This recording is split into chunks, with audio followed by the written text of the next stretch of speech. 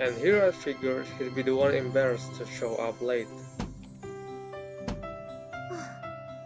かっこつけすぎたかな。I let my enthusiasm get the better of me and arrived too early. I would have felt guilty otherwise, making him wait at some station he'd never visited after the long trip here. スズム、背はどのくらいあるのかな。写メじゃよくわかんないよね。Suzumu was my distant relative. Like me, he was 16 and a junior in high school. Starting this spring, he would be living here in Susuda, going to the same school as me too.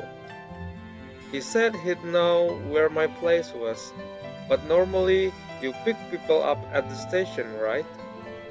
Still though, there was no excuse for my premature arrival. スズム、少し早く着いたりしないかな。 He seemed like the punctual type, so I figured he'd be more likely to get here 5 minutes ahead of time. There was no way he'd showed up an hour early. Early. Yet I had to go and get the brilliant idea to show up over an hour ahead of schedule anyway. I wasn't trying to get that carried away, but honestly, it just kind of happened. Killing time at a chic coffee shop would be ideal for this sort of situation.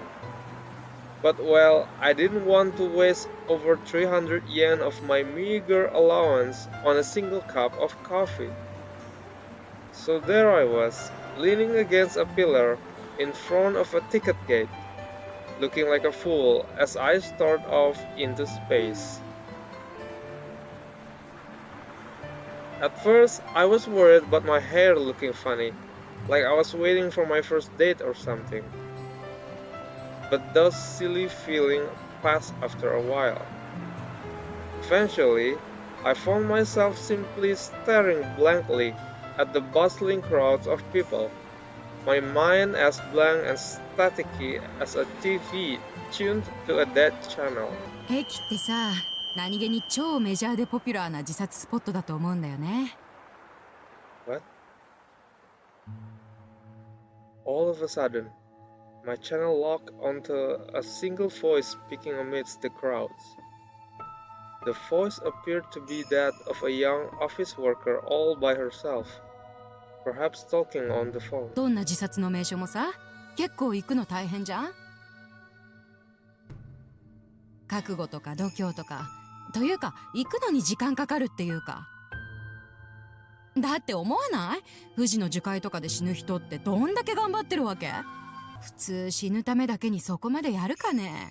家で首つった方がどんだけ楽かって思うでしょ？ Well, yes, but she was discussing a rather morbid topic with the same energy one would be latest fashions and trends.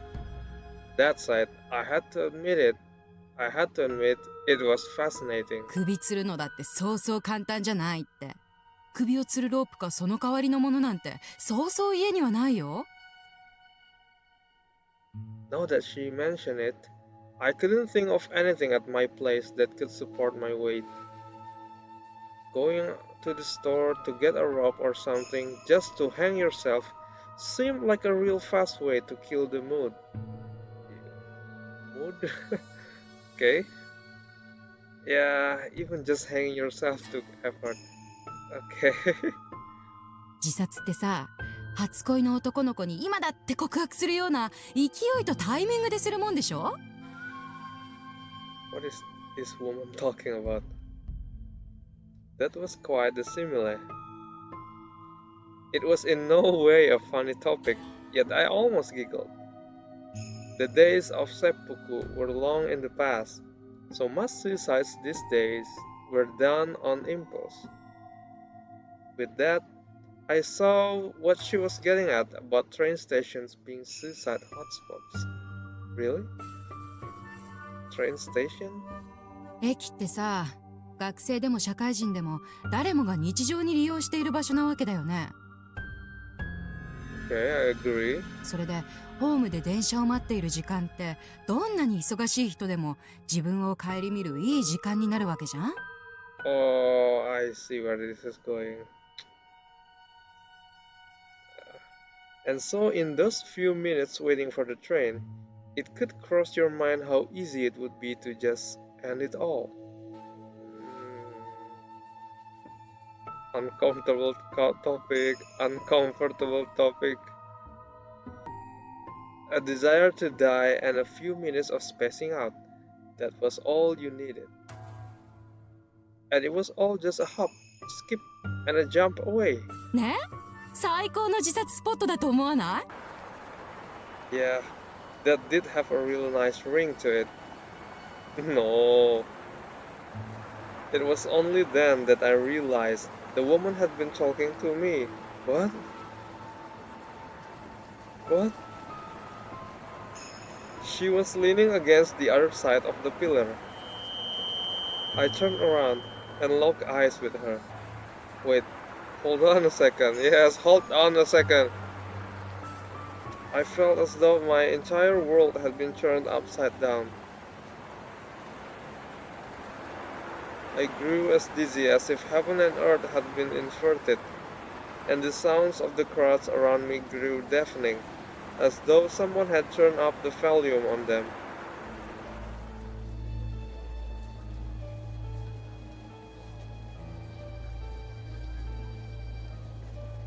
All of a sudden, I found myself at the very front of a crowded platform, beyond where the waiting line would usually start. I wasn't even a full step away from going over the edge, but there was a sea of people behind me. えよ。 No! でもすっごい簡単であっさりだよ。怖くなんかないから。なんでそっちにこだわってたのかバカみたいになるよ。 No! The woman appeared before me, holding her hand out to me. I had no idea how she got there without me noticing. Almost like she'd walk up to me as I lay gazing at the sky on that field, inviting me to go with her. And it wasn't just her. There were other women there? What? Her friends or co-workers, maybe, along with men in suits. Holy shit, I'm having... There's chills all over my body now. Though it felt like they were inviting me to a barbecue or something, they looked so out of place in the suits that it felt kinda silly to me. でもこ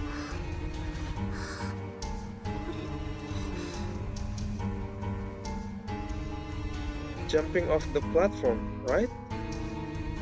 But there was an announcement signaling the arrival of the next train. And yet everyone was coaxing me over to them, their faces plastered with blissful smiles. Almost like they were telling me I'd miss the train if I didn't hurry. But couldn't they hear the screeching of metal against tracks? The train was coming. I couldn't jump. If I did, ほら、早く。怖くないから。痛くもないんだよ。痛いだもん嘘つけ Hurry, hurry. You're going to miss it. Everyone said that as they reached out and waved to me, like telling me I'd miss out on all the fun if I didn't come along. But they were asking the impossible, because hadn't they all been crushed to pieces? Their hands, feet, and heads were all crushed to pieces, weren't they? There was no blue sky, just a blanket of scattered stone, dyed reddish brown by the elements and rust. faded metal rails, like prison bars, reaching out into the distance. It was from there that the dead moaned, pushing through the track ballast as they desperately reached out to me. Their own buried hell beneath the stone, its residents doomed to be crushed under the weight of each passing train, unnoticed by the living day after day. The mutilated dead moaned here in agony as they desperately sought new companions. But just then, I found myself dancing in midair. At that moment, the stone graveyard of the suffering dead suddenly transformed into that magnificent sky once again. I couldn't tell if I was falling or floating. Congratulations, congratulations. Everyone stood on that field of grass under the sky, their arms raised as if in celebration, and waited for me. I fell gently into their clutches,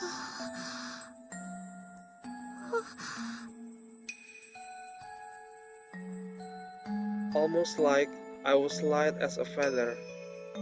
Their countless hands caught me comfortably. ね、怖くなかったでしょ。よ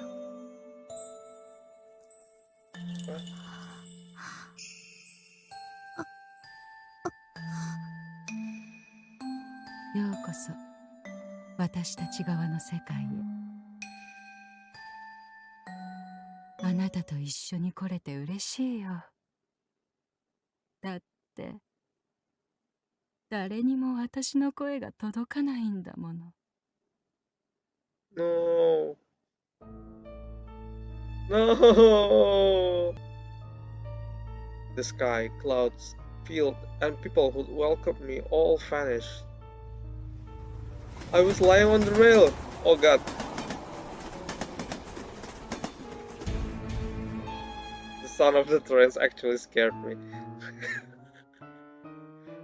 What the hell? What the hell? I was lying on the rails, bound tight by the countless hand. That's right. I was a sacrifice to the steel behemoth.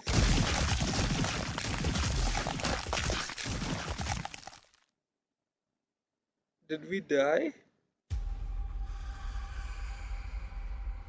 What? My body was knocked down to nothing by the jaws of the train in the blink of an eye. All my bones broke with a sound akin to the crunching of a candy bar. I heard that with the ear remaining on my severed head. Naturally, not even my severed head could escape those steel jaws, of course. What?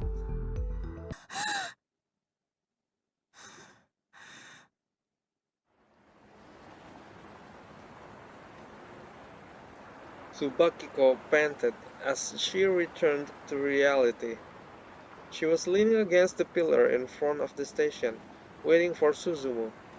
That was still the same. But one thing was different. Time had advanced to the point of Suzumu's arrival. So she was dreaming? Thank God.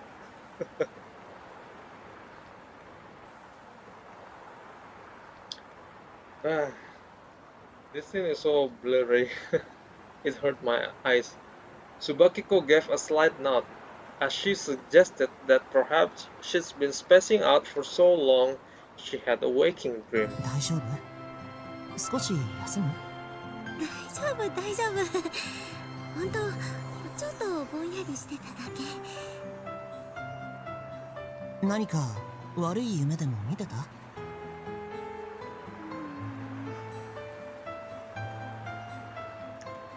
Dreams can sometimes be so clear that they feel real when you're in them. Yet in most cases, you barely remember what they were about the moment you wake up. Tsubakiko couldn't put it into words. All she knew was that it was a bizarre, grotesque daydream. She couldn't recall anything more than that. But as she stared at Suzumu's face, her mind started clearing up. She could feel herself returning to reality, the dream being driven away in a flash. She'd already completely forgotten that fantastical delusion that taken a hold of her. People don't tend to retain every detail of the daydreams or fantasies they might have when splashing out after all. Fantasies like this happen all the time. ごめんね。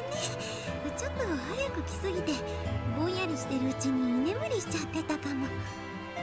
どのくらい早く来てたの？ 1時間くらいかな。それはすごいな。僕のためにそんなに早くから待っててくれたの？別にスズムのためにってわけじゃないわけ。たまたまちょっと早く来すぎちゃったってだけの話。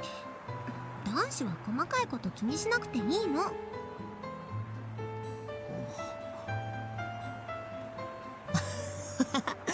キコちゃんは面白いな。あ、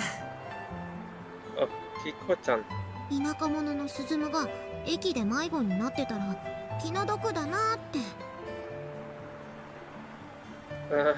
それで早く来て待ってたわけ。Do you understand? What? 迷子になったら来るのは早まるんじゃなくて遅くなると思うけどな。荷物はそれで全部？カバン1個持ってあげるね。あ、大丈夫だよ。重いよ。ノープロブレム。うわTsubakiko snatched Suzumu's travel bag out of his grasp, only to drop it to her feet with a thud. 何これ、めちゃくちゃ重いじゃん。だから重いよって言ったのに。スズムが軽そうに持ってたからてっきり軽いんだとばっかり。ひょっとしてリュックの方が軽かったりする？そっち持ってあげる。大丈夫だよ。それにこのカバンより重いよ。スズムって結構力持ちなんだね。さすがは男子。ああ、そっか。武道をやってるんだったっけ？まあ腕だけは鍛えてるからね。昔と変わらず一見細そうなのに随分成長しちゃったね。キコちゃんこそ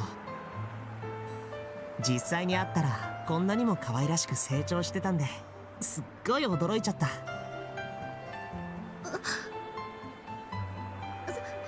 う？ありがとう。お世辞でも嬉しいかな。お世辞なんかじゃないよ。キコちゃんはすごく可愛らしくなったと思う。ありがとう。まあ私も女子やってるしキュートキュートになるよう毎日努力してるしね。 There wasn't a single hint of flattery in Suzumu's compliments, making Tsubakiko even more embarrassed. Her heart was all aflutter at the thought that Suzumu might turn out to be one heck of a lady killer. His full name was Suzumu Susuhara. Just like Tsubakiko, he was 16 years old and in 11th grade. He would be going to the same school as her starting in April.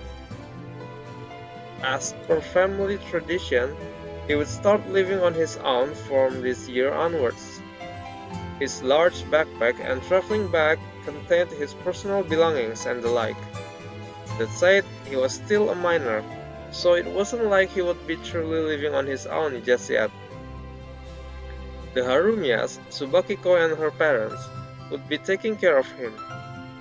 Suzumu and Tsubakiko were relatives. Oh? I thought they were childhood friends, Osana Najimi. But they were relatives? Cousins? Long lost relative? I don't know. However, they were 6 times removed, so they could hardly be considered close in terms of blood ties. 6 times removed? What's that mean? What's more, the two hadn't seen each other since their great-grandfather's funeral over a decade ago. Their parents had told them each how the other was doing, but this was the first time in so long they were truly meeting face to face. Despite that, they didn't feel like strangers at all. Family ties truly are a curious thing. Even if today had been their first meeting, Tsubakiko wouldn't have been opposed to welcoming him into the family at all. It was strange, but that was just how close she felt to him. It was strange. じゃあ行こっか。なんだろう。なんだか騒がしいね。The station employees were in off fluster. The teenagers exiting the station were rambling on about something, their faces pale. 飛び込みらしいよ。それもたった今だって。What? 何それ。怖い。Kiko-chan? 髪の長い若い OL が電車に飛び込んだって言ってるね。 Holy shit. Kiko-chan, did you see a ghost? An office lady in her 20s with long hair. 怖い。 Kiko-chan. Daydreams? ここがキコちゃんの住むアパートなんだ。Residence Harumian 2. My father considered living alone to be a trial of sorts for me. For generations, men of the Susuhara family had lived independently after reaching a certain age. Only once one had trained his body and mind without relying on others was he considered a full-fledged adult. I'd eagerly awaited this opportunity for as long as I could remember. That was why I studied up on all sorts of things in preparation for this day, so I could live on my own. The thought of finally being able to put all that to the test excited me beyond words. はい、これスズムの部屋の鍵。2階の202号室ね。ありがとう。僕だけの家か。なんだかワクワクするな。Kiko's family, the Harumiyas, Kiko being Tsubakiko, yeah. Her full name was Tsubakiko Harumiya. Anyway, Kiko's family, the Harumiyas, were landlords who owned several apartment complexes in Susuda. This quaint two-story apartment complex, Resident Harumian 2, was one of them. And I would be living here. 自炊しなさいって言って母さんがフライパンとかお鍋とかも送ってくれたからね。スズム、自炊なんてできるの？うん、多少はできるつもりでいるよ。得意って胸を張れるほどじゃないけどね。キコちゃんはお料理とかってできるの？こう見えても将来の夢はプリティな花嫁さんだしね。pretty na hanayome-san. Okay. 花嫁修行の一環としてお料理も欠かさずお勉強してるの。へへへ、デリシャスな手料理でスズムを脳殺しちゃうよ。delicious 手料理。へえ、それはすごいや。今度ぜひご馳走してほしいな。ちなみに隣の201は私の部屋ね。Oh great, okay. We are neighbor, okay. 壁薄いからね。聞き耳立てて乙女の秘密を聞こうとしたら血祭りにしちゃうからね。Chimatsuri. She actually said chimatsuri. It's literally, slaughter is the good word for chimatsuri. しないよ、そんなこと。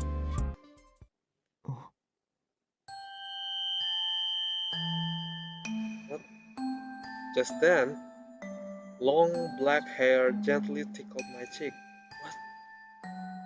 What? No. It was just some falling dust. I looked up to the ceiling. No.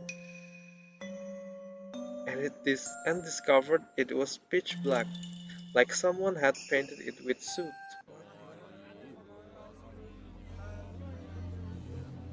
Many presences? At that moment, I thought I could hear a female voice reading out something like a sutra at length. Her voice sounded youthful, but I couldn't see her anywhere. Instead, a giant turquoise object, shaped like a spindle, heavy and covered in rust, came into view. It felt like the voice was coming from within it. Many people were sitting around the objects. The light of many candles flickered about, giving the affair a ritualistic atmosphere. Candlelight danced in a cloud of black soot, illuminating the massive conical mass. I could hear the woman reading, no, praying, singing inside it. I couldn't help but wonder what in the world that thing was. My eyes were gradually drawn into it. The woman's chants broke into cough from time to time. My heart wrenched at that sound. I felt like I was going to choke in the cloud of soot as well. Before I knew it, that bizarre object loomed over me like a massive mountain, then swallowed and squashed my consciousness whole.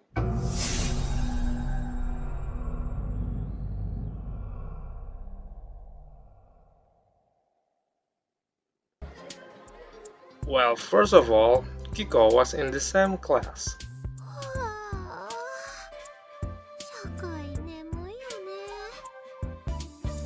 For some reason, girls had always liked me. Okay, hold it right there.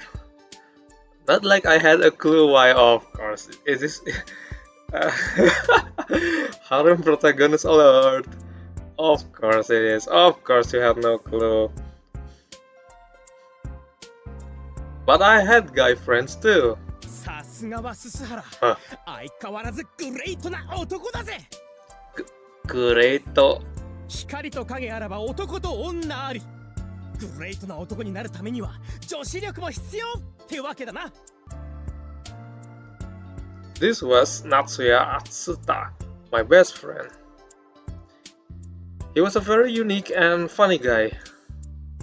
I don't know why, but he'd taken a liking to me ever since we met at the opening ceremony.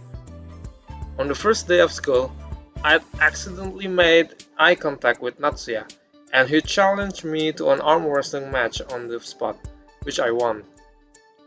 Afterwards, he said that was the first time he'd lost, that I caught his eye, and so on. He'd been fond of me ever since. 俺もススハラの親父さんの道場に通って鍛え直されたいぜ。そしてグレート夏也に生まれ変わって悪を拳で打ち砕きて。うちのは武道とは言っても戦う武道じゃないし。そうだよな。武道は戦うためのものじゃねえ。守るためのものだもんな。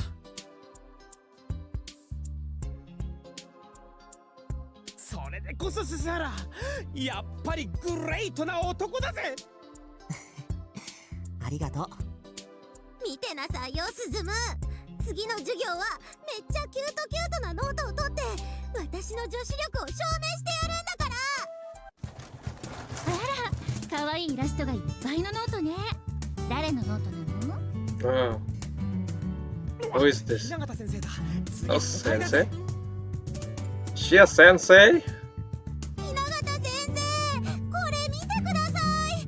このススハラくんのノート。男子の文在でこんな可愛いノートが取れるなんて裏山許せません。そんなに可愛く書いてるつもりはないんだけどな。すすはらくんはお勉強を楽しんでるから、それがこういう形で現れるのね。Everyone bowed as commanded to by the class representative, and the once lively classroom fell silent yet again. The silence was abruptly broken by the sound of the rear door opening, attracting the attention of the entire class. Okay. 2A was a class where anyone could enjoy themselves. Everyone there felt that way. But there was one person they all avoided. Okay. That someone was her. 黒髪さん、着席なさいな。Okay, Kurokami, really? Kuro, black kami hair? Black hair? It's okay. Toy. ん？何？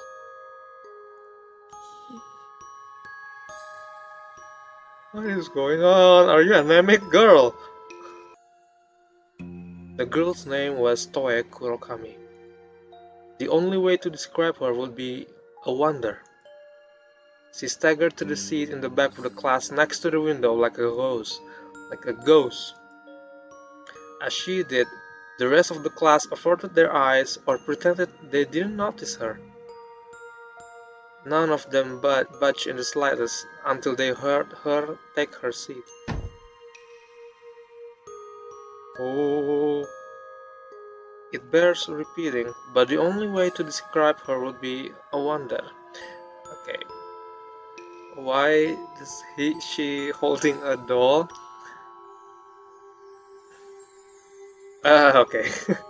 She always carried a Japanese doll with her and never let it go for even a second.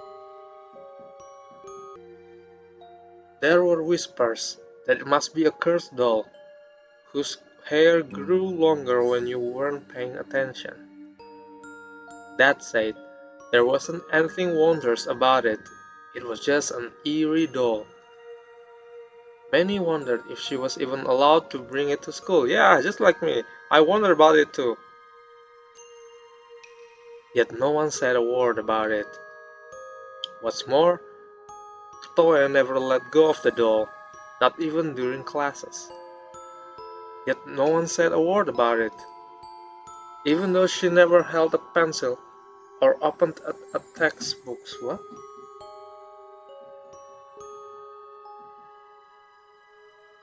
Even at the very moment, she just kept on holding the doll as she stared off into space. But Miss Hinagata didn't even try to reprimand her. That went for the other teachers too. Making sure the teacher wasn't watching, he looked back at Toe. She was staring blankly at the ceiling. She didn't so much as even glance at him. Yet for some reason, Suzumu's gaze was drawn to her.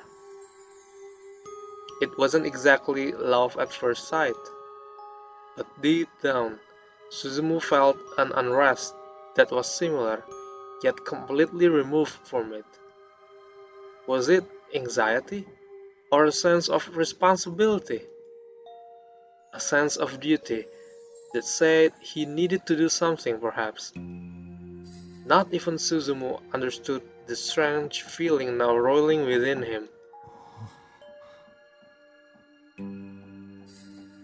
Toe Kurokami.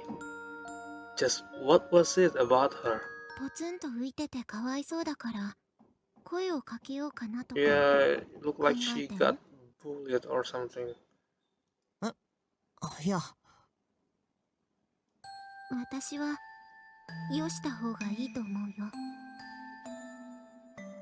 あの子いい噂を聞かないし。かすかなほころび unseen, unseeming. 愚者は経験に学び、賢者は歴史に学ぶって。 Yeah. Fools learn from experience. The wise learn from history. I'd never heard that before. but I could guess what it meant. 10階建てのビルの屋上から飛び降りれば死ぬ。誰でも知ってるよ。Again, you're talking about suicide again. Kiko. でもスズムはそれを自分で体験しない限り信じないって言ってる。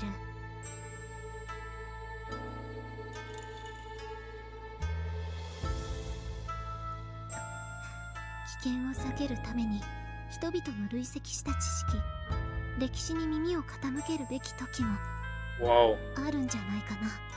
She suddenly becomes so wise now. そんな大げさな話じゃないよ。黒髪さんに話しかけたら僕が死んじゃうなんてあるわけがない。 Oh, that flag, that flag. それはそうだけど、でもみんなが彼女を敬遠し薄気味悪く思い遠ざける。その蓄積された歴史を無視して我が身で確かめようとするスズムは、ひょっとしたら命知らずかもしれないよ。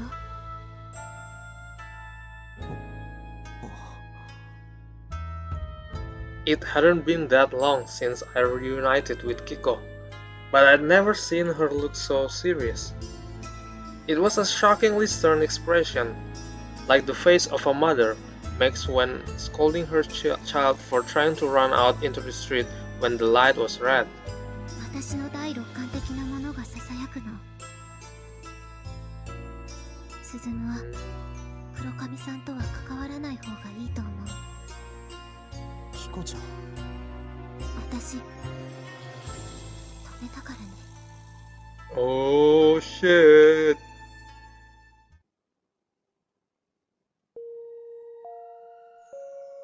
The doll sitting at Toei's side appeared to shake for a moment. その人形マジでさ、薄気味悪いんだけど。Hey, who is this?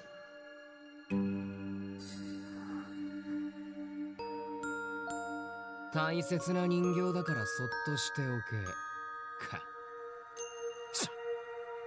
うるさく言われてなかったら、そんな気味悪い人形、速攻ゴミ箱なのによ。Ooh, if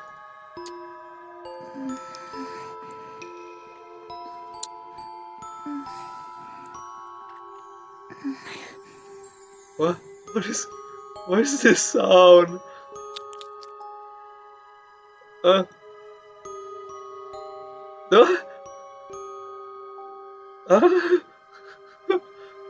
There was a wet sound, followed by the sweet scent of saliva. Oh my god! Huh? Toei's lips shone. Toei's lips shone sensually as a thin silver string trailed from them. What? What is going on? Who is this? And once more, she put the boy's toes right in her moist mouth. So, Toei sucking toes? What? 頭さえいかれてなきゃよ。結構いい女なのによ。What? Is this her boyfriend or something? I don't know, maybe a bully? After that scene, we get a scene of a bullying. But so fed up by this point, placed his foot on Toei's face and kicked her down again. Is Toei, in the spectrum? やめなよ。Suzumu! よ、なんか勘違いしてるみてえだけどさ、トエはさ、俺にいじめられていやいややってるわけじゃねえわけ。Yeah. なあ、トエ。Oh. Toei staggered to her feet and stared blankly at Suzumu. She wrapped her arms around Shaw and clung to him with all she had. What? but her expression remained the same, even then. こいつはさ、俺の女なわけ。Okay. 自分の女に乱暴をするなんて思えないよ。さっきの乱暴を黒髪さんに謝らない限り、僕も君のことは忘れないから。That's so cheesy. ああ、なめてんのかてめえ、この場で知るか。ああ。He hadn't imagined Suzumu would actually talk back. Surging with white-hot rage, Shaw pulled a metal bat out of a nearby bike's umbrella stand. 何やっとんじゃ What? What? Suzumu finally looked surprised when he realized that shout had come from Subakiko. What? バキコかよ。てめえの出る幕じゃねえだろ。 Subakiko. スズムは私のダチなわけ。 What? Is she a gangster or something? What? 血祭りにされてかこら。捨て頃もできねえ玉なし野郎だ。 What the hell? What the hell is going on? 黒髪さん、 But before Suzumu could ask if she was okay, Toei pushed him away.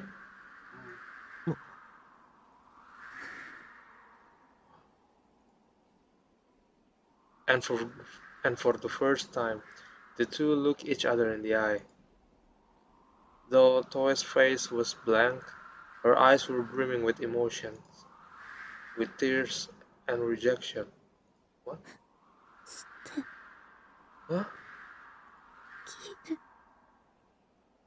What? Her tears streaked downward and fell to the ground. Toei pushed Suzumu away again and left. Suzumu watched her leave as he reflected on her parting words. Why, you're too late. Huh? She said that. He knew. By the time class resumed, Kurokami was back in her seat, holding her doll and staring off into space like always. Why, you're too late. The way she was in class, I couldn't imagine her speaking her mind as clearly as that. I thought I knew what I heard, but I was starting to wonder if it was my mind playing tricks on me. Kurokami, what did she mean by too late? I used to be so indifferent, but I found that I couldn't get my mind off her for some reason. Too late as in past to the point of no return. But what? What didn't I make it in time for? Oh. Black snow started gently falling between us. No, not snow, soot. Jet black soot piled up, burying me and Kurokami's world in darkness.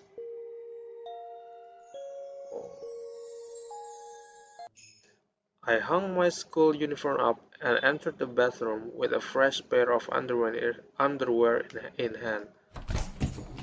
The bathroom was humid when I went in, almost as though someone had only just finished bathing there. What? Oh shit, this is so creepy. I picked up the scent of bathwater. Had someone used my bath? Someone's scent was lingering amidst it. As it dawned upon me that I didn't recognize whose it was, I felt a twinge of unease. I slowly yet gently pushed open the door to the bath. And when I did, heat rushed out along with sickening body odor.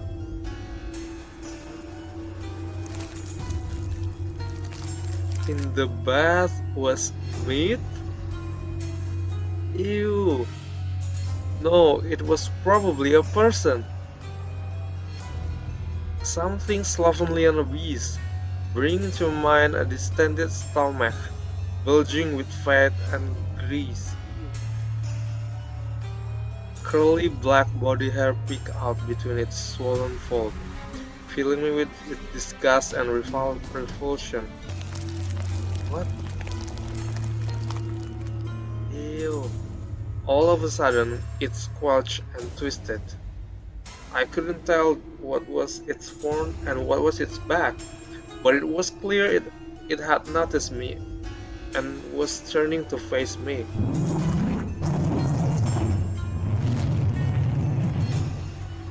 Is this Song of Saya? Past the blob, I could see a bundle of black hair.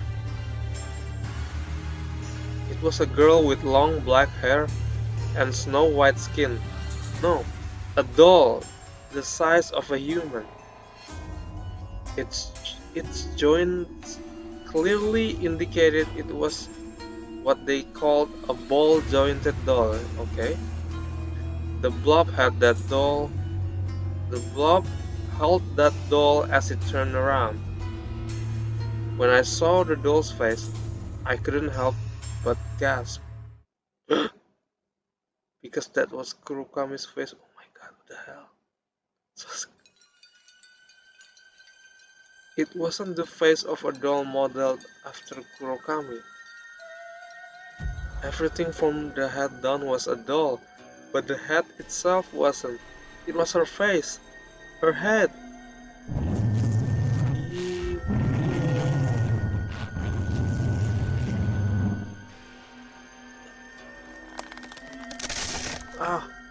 One of Kurokami's joints screamed with a sickening crack. I couldn't tell what the blob was saying, but it was obviously it returned its attention to Kurokami. Ew. The blob fiercely embraced the doll attached to Kurokami's head and greedily sucked on it. The ball joint creaked with pain and moaned in the exact same rhythm. Kurokami broke out into cold sweat and grit her teeth. She was clearly in agony. With the blob's attention off of me, this was my first and last opportunity to escape. But my legs wouldn't move. They crumpled beneath me, as though I were a marionette. Of course, the blob was only playing with dolls, so even I was its doll too. Without even realizing it, my body from the neck down had become a ball-jointed doll, just like Kurokami. The blob lurched menacingly towards me. It then lifted me up, placed me between its folds, and smothered me against it.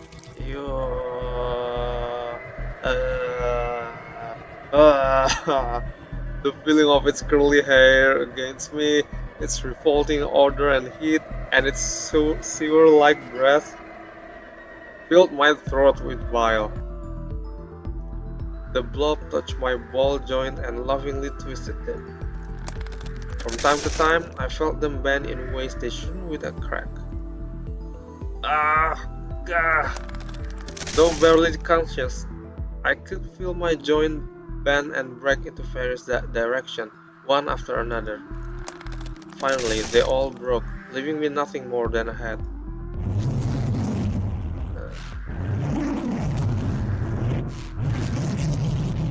The gross thing is the bit of hair is so gross. Body hair is so gross. My knees and elbows were still swollen and throbbing even after school. So I decided to play it safe and go to the hospital. Iwaihime Hospital for Medicine and Surgery, located just past the Iwaihime shopping district, was grander than I'd pictured. Iwaihime was the name of the neighborhood I live in.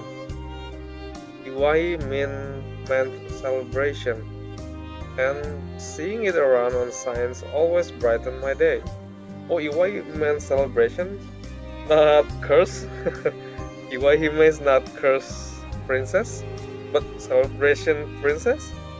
Okay. So although hospitals aren't always the happiest of places, Iwaihime Hospital seemed friendly to me.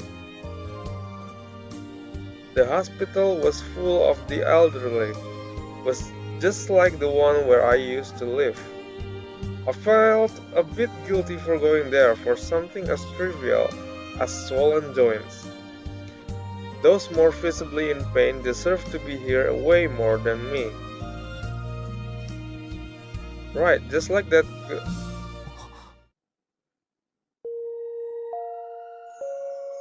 That black-haired girl. It was Kurokami. No mistaking it. She was in a wheelchair, with the same doll riding on her lap. Where? But seeing her with her left arm hanging from a sling and her right leg in a cast, it hurt to watch. It wasn't just those either. Her other limbs were wrapped up in bandages too.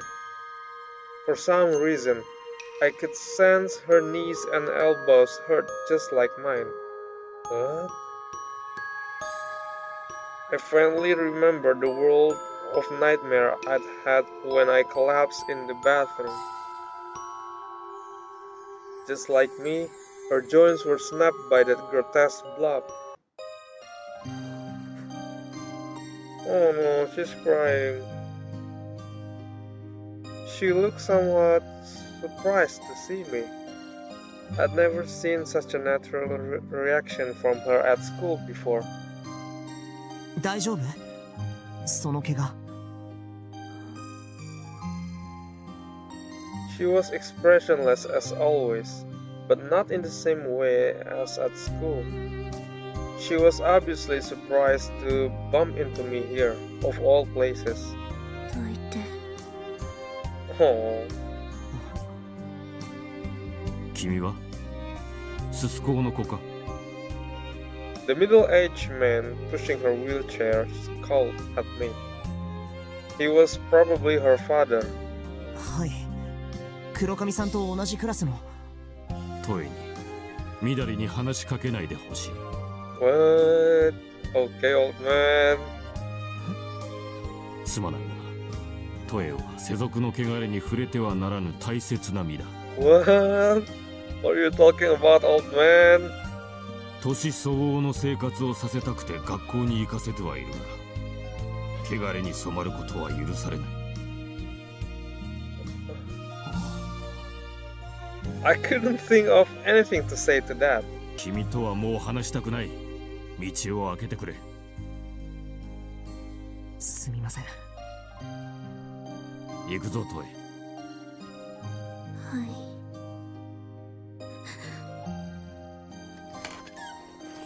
Toe's father gently pushed the wheelchair past me, only for his daughter to look back at me in that very moment. Her eyes were damp with tears. すすはら Oh, what is going on? I don't know what is going on, but it is making me emotional.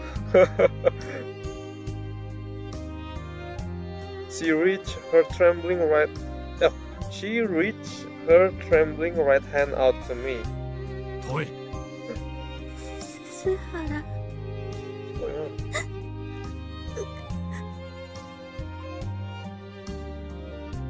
The look in her moist eyes implored me to at least take her hand, and so I did. I wanted to grant her wish, and I didn't need words to do so. 進む黒髪さんには近づいちゃダメ Ghost Kiko-chan! Why shouldn't I, Kiko? She needs help, so why shouldn't I? Oh no. Oh no, what's happening?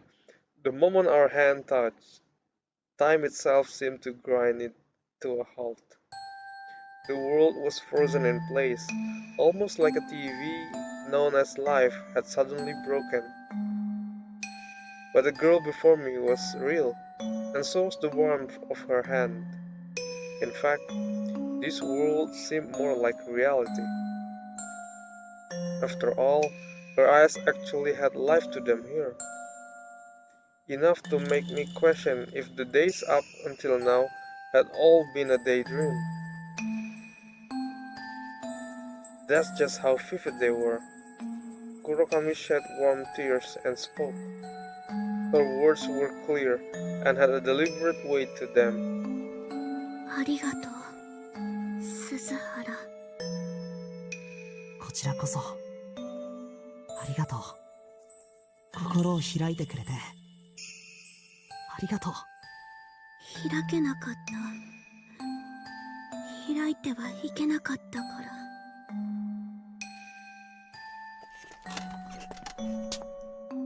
Kurokami stood up, staggering on her cast-encased foot. She walked over to me until our chests were practically touching and looked up at me. お前がいけないんだから。What? I don't like this. What? Why? お前が泣いてもいいって言ったから。Did I say that? Did I say that? ちゃんと聞こえていたんだね。I hadn't said it aloud, but it had reached her. 私泣くからな。お前は何も意味なんかわからなくていいから、ただ黙ってお前は私に泣かれてろ。いいな。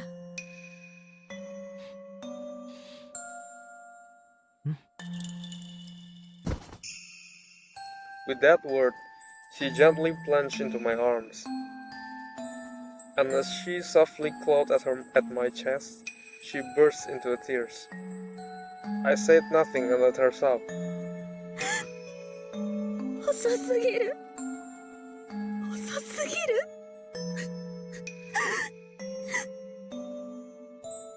どれくらい遅すぎたのかな。10年遅い。Oh, 10 years. いや、100年遅い。1000年遅い。Again, I didn't know the context, but そんなに遅くて本当にごめんね。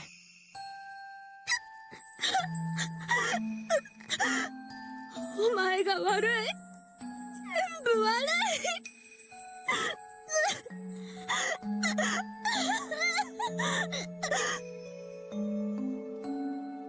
I didn't understand a word she was saying. Yeah, exactly, me too. But I figured allowing her to let it all out would help. She screamed and poured her heart out until she finally calmed down. What is going on? But then I finally noticed the abnormality of the situation. For a hospital lobby full of people, it was too quiet, almost like the place was closed. Though there were still many people there, they gave off no signs of life. Apart from Kurokami, I couldn't even hear any of them breathing. Furthermore, the lobby that had been so bright and clean was all but involved in darkness. これは Oh no, 一体 is it another monster? No. また取り込まれたか。また Kurokami's face was still stricken with tears, but she already regained her composure. Strangely enough, she didn't seem to least bit perturbed by this this ominous scene. 気にしなくていい。気にしなくていい。ああ、無視していればそのうち終わる。君は遅すぎると言っているけれど、ひょっとしたら僕には間に合うことかもしれないよ。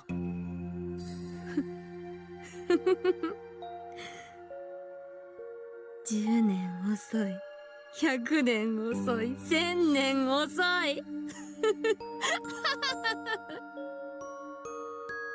木すら倒せぬお前に聖堂の壁が打ち破れるか。聖堂、厚さは？ Are they seriously talking about this? さあ、お前の拳の幅くらいはあるかもな。さすがに無理だよ。そんな厚さの合金の壁を破るなんて、拳じゃなくて大砲の出番だと思うな。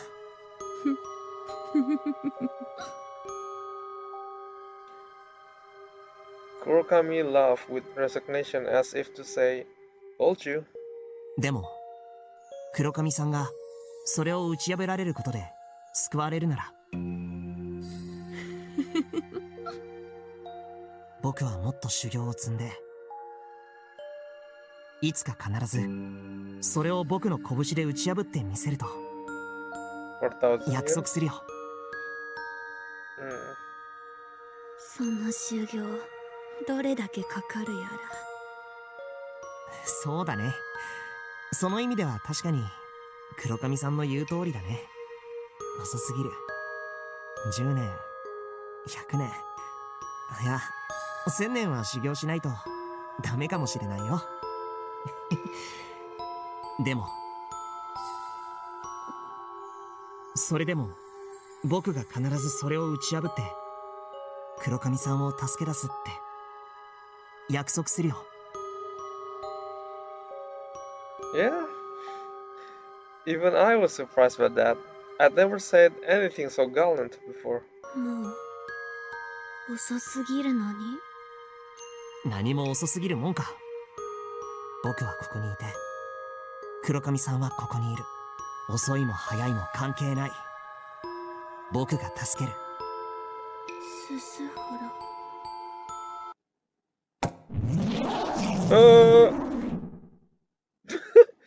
Made me jump again. This game. At that moment, the silence was suddenly shattered by a ghastly roar. The thing howled ominously again, and then I remembered exactly what it was. The piles of meat trembling as they gave off a rancid stench straight out of a sewer. Yes, it was the giant, eerie blob that broken me and Kurokami's limbs. I had to run. Back in the nightmare, my sense of fear was numb. It just hadn't felt real enough to warrant it. But it was a different story. The terror was more than present.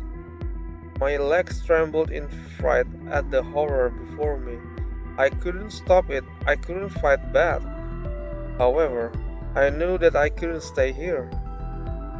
I need to get out of here as soon as possible. No, wait, not just me. I have to take Kurokami with me. Miku? 黒髪さんは覚えてない。悪夢の中であいつにその手足を折られたんだよ。Oh no.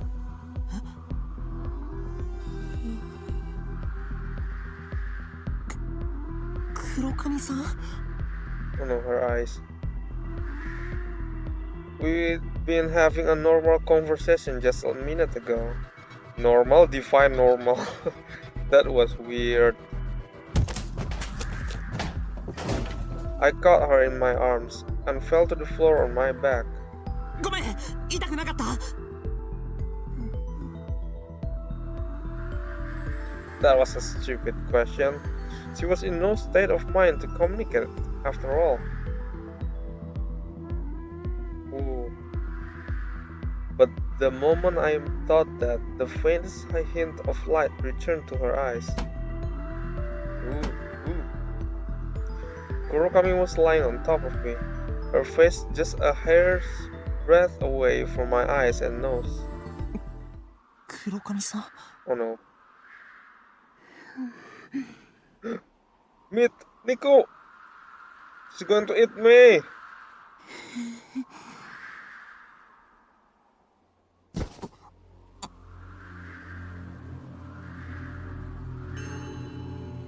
Her sweet breath tickled my nose, and then she kissed me, right on the lips.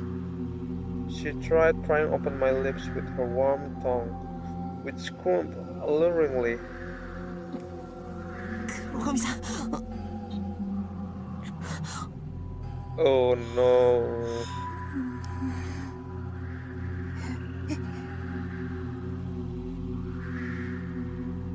Though I knew the situation was far from normal, a devilish little whisper inside me was telling me to give in to my carnal instincts.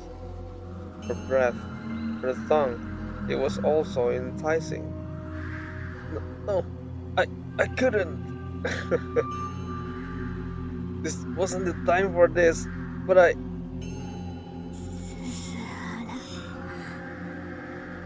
お前に会えて嬉しい嬉し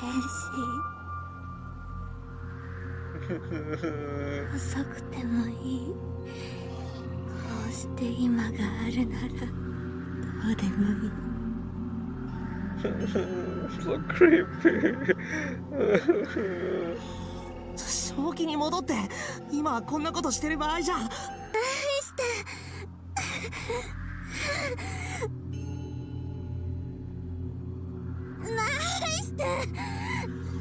してよ鈴原愛が欲しいの赤ちゃん欲しい Run, Suzanne! What is going on?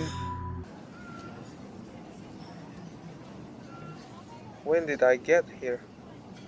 No, it was the other way around. Where had I been all this time? Kurokami was still sitting in the wheelchair, her father pushing her along, and I was still standing right in front of them. Had I been standing here all the time?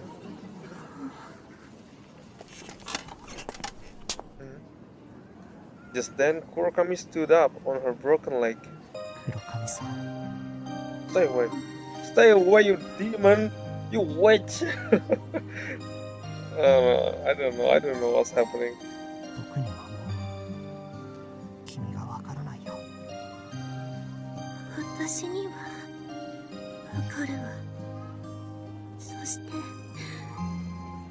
私にしかわからないからもうお願い Kurokami bitterly ground her teeth and wept. I was bewildered, yet my heart ached at her tears once more. でよ僕は君に惑わされたりしない。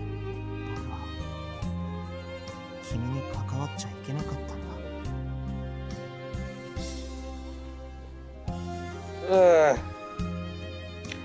It felt like I was tearing my own heart in two.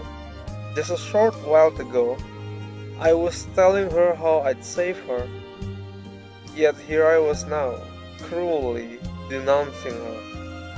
Even so, I just didn't understand what was what anymore. An empty laugh burst out of me, just like in that nightmare. 私が騙された。お前に惑わすのはお前のも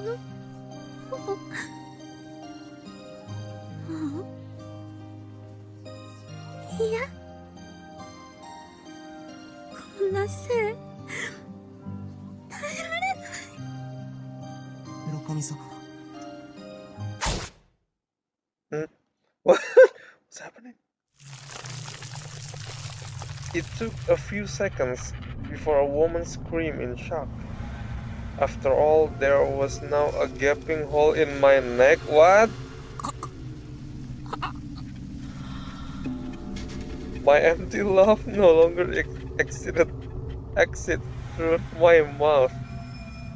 It just leaked perfectly out of the new hole in my neck. 血が出てるトイレ父上お許しくださいトイはもうこんなせいに耐えられません。もういいや。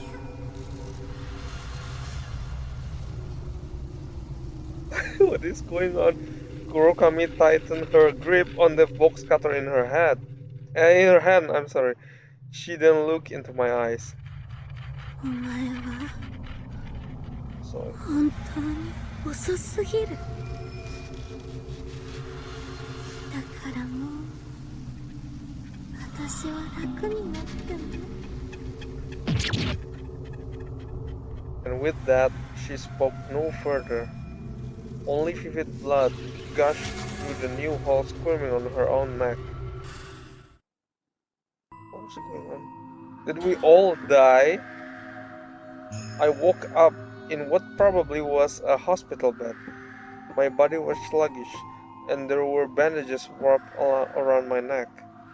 I tried moving a little, only for my throat to sting.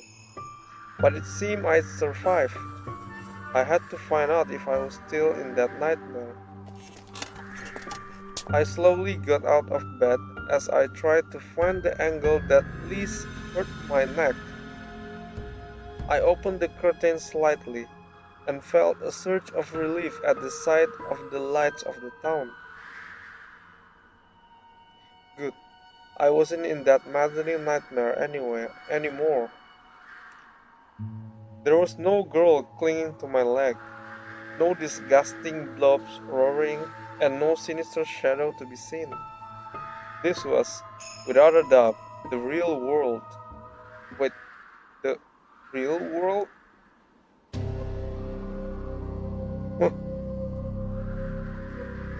I saw orange flickers in the night outside. Those flickers rose up in the pitch black sky one after another like fireworks. They were like dragons. I saw dragons painted in flames rising up all over town. It was an unimaginably beautiful sight straight out of fairy tale. A dreamlike scenery not of this world. This world was a dream, and it wasn't just me this time. The whole world had been sucked into a nightmare. The blazing dragons turned into tornadoes and spun up into the heavens. The scorching hellfire tore up both the night sky and the veneer of reality that covered the world and burned them all away. The world was burning to ashes, and so would this place before long. Dragons of fire spouted over the town, one after another. I felt like I locked eyes with one of those newborn dragons. Forgive me, Kiko. I should have listened to you